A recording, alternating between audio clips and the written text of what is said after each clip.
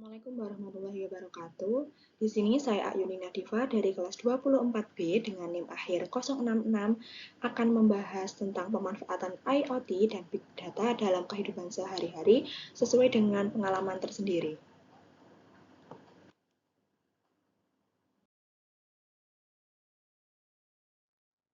Pertama, sebelum kita lanjut untuk pemanfaatannya, kita harus paham apa itu IoT dan Big Data. IoT atau Internet of Things merupakan teknologi yang memungkinkan berbagai perangkat fisik seperti smartphone, smartwatch, dan alat elektronik lainnya terhubung ke jaringan internet dan saling bertukar data. Sementara untuk Big Data merupakan kumpulan data yang sangat besar yang tidak bisa diolah dengan cara biasa. Big Data memiliki tiga karakteristik utama, yaitu yang pertama ada volume, yang merupakan jumlah data yang besar, kemudian ada variety, yang merupakan beragam jenis data, dan yang terakhir ada velocity, yang merupakan kecepatan data diproses.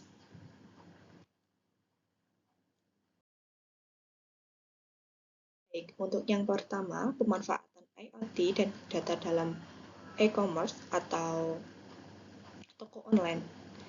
Dalam dunia e-commerce, IoT menghubungkan berbagai perangkat seperti smartphone, smartwatch, dan smart assistant agar kita bisa belanja dengan lebih cepat dan praktis.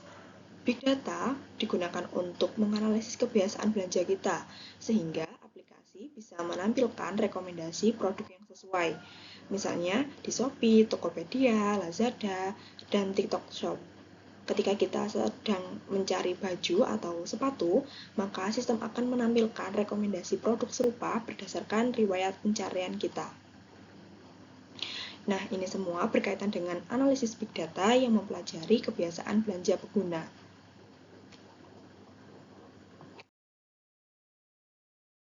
IoT dan Big Data dalam transportasi.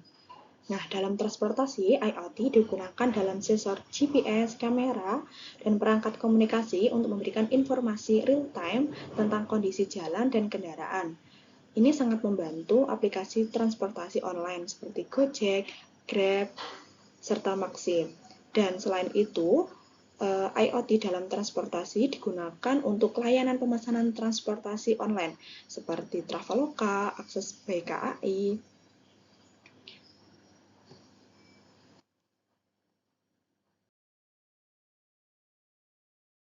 Kemudian, pemanfaatan IoT dan Big Data dalam pembayaran digital. Saat ini, pembayaran digital sudah menjadi bagian dari kehidupan kita. Jadi, IoT memungkinkan pembayaran otomatis dengan sistem berbasis QR, kode virtual account yang terintegrasi dengan smartphone.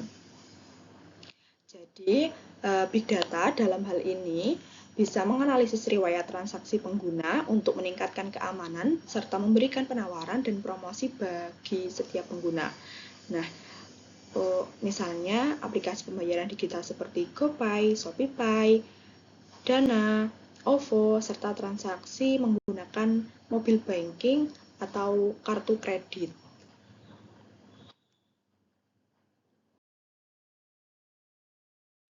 Kemudian pemanfaatan IoT dan Big Data dalam pendidikan. IoT dalam pendidikan menghubungkan aplikasi pembelajaran dengan berbagai perangkat seperti smartphone, tablet, laptop, dan smartboard. Ini memungkinkan pembelajaran interaktif dan juga pembelajaran online jarak jauh.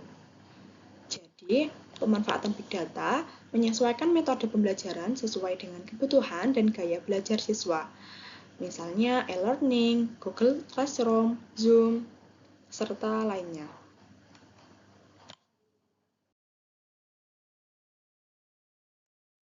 Kemudian ada pemanfaatan IoT dan Big Data dalam media sosial.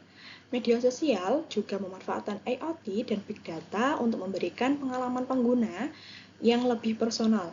IoT memungkinkan konektivitas real-time antara smartphone dan aplikasi media sosial sehingga kita bisa berbagi konten, melakukan live streaming, dan berkomunikasi dengan lebih mudah. Big Data digunakan untuk menganalisis kebiasaan pengguna dan menampilkan konten yang relevan. Misalnya Instagram, TikTok, dan YouTube akan menampilkan video yang sesuai dengan minat kita berdasarkan aktivitas yang kita lakukan di platform tersebut. Semakin sering kita menonton konten tertentu, semakin banyak konten serupa yang muncul di beranda kita. Contohnya ada Instagram, TikTok, YouTube, Facebook, serta LinkedIn, dan juga Twitter untuk berbagai informasi mulai dari pekerjaan maupun lowongan magang.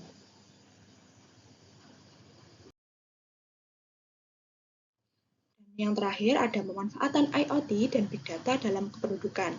Dalam bidang kependudukan, IoT dan Big Data sangat membantu dalam digitalisasi administrasi publik. Sekarang kita bisa mengakses layanan administrasi kependudukan langsung dari smartphone tanpa harus datang ke kantor pemerintah. Big Data dalam ini mempermudah akses layanan sistem administrasi dengan smartphone dan memperoleh layanan kesehatan berbasis rekam medis elektronik. Jadi, kependudukan ini bukan hanya tentang administrasi publik saja, tetapi ada layanan kependudukan, tetapi ada layanan kesehatan. Nah, untuk contohnya tersendiri ada EKTP digital dan Dukcapil online, Satu Sehat, Mobile, BPJS Kesehatan, dan JKN. Kemudian ada pajak online dan e-Samsat.